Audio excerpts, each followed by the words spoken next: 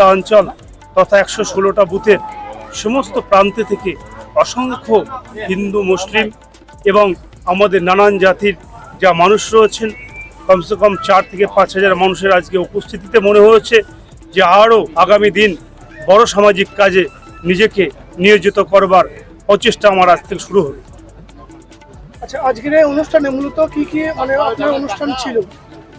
আজকে আমার মানববন্ধন ফাউন্ডেশনের পক্ষ থেকে আপনারা জানেন যে অসংখ্য মানুষ 3300 শাল বস্ত্র, চাদর শাল বস্ত্র বিতরণের অনুষ্ঠান করেছি। তার সঙ্গে সঙ্গে 500-র কাছাকাছি ব্লাড ডোনেশনের ব্যবস্থা করেছি এবং অসংখ্য মানুষের স্বাস্থ্য পরিষেবা করেছি, যেটা 4 জন ডক্টর ছিল এবং ফ্রি মেডিসিন, ফ্রি চেকআপের ব্যবস্থা আমরা করেছি মানববন্ধন ফাউন্ডেশনের পক্ষ থেকে।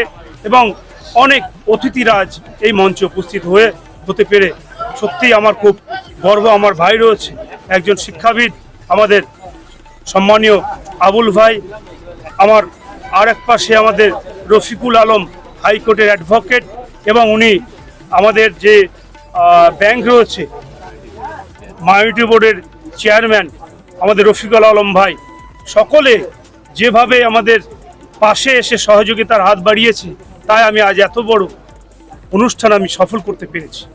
আজকের এই অনুষ্ঠানে মোটামুটি আপনি একটু বলুন যে কত সংখ্যক লোককে আপনি বস্ত্র বিতরণ দিতে পারলেন? আপনি প্রথম থেকে দেখেছেন ড্রোন ক্যামেরা চলেছে।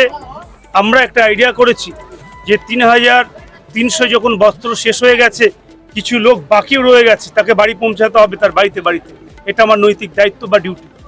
তার সঙ্গে সঙ্গে 500-র কাছাকাছি ব্লাড ডোনেশন ক্যাম্প এবং অসংখ্য মানুষ এখনও পর্যন্ত দেখো লাইনে দাঁড়িয়ে রয়েছে, যে চিকিৎসার জন্য 4 জন ডক্টর রয়েছেন এবং মেডিসিন ফ্রি রয়েছে। আমরা একটা আইডিয়া করেছি 5000-এর ঊর্ধ্বে মানুষ আজ এখানে জমায়েত হয়েছে কৃষ্ণনগর 2 নম্বর ব্লকের 7টা অঞ্চলের নানান প্রান্ত থেকে।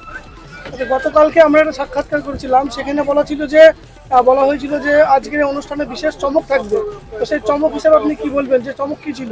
চমক তো আপনি নিজেই দেখেছেন, যেটা আশা করেছি, যে আমি ভেবেছিলাম যে অনেক বাধা বিপত্তি আসবে, সেই বাধা বিপত্তির মধ্য দিয়ে অনেক হয়তো যারা কুপন পেয়েছে তারা আসতে পারবে না।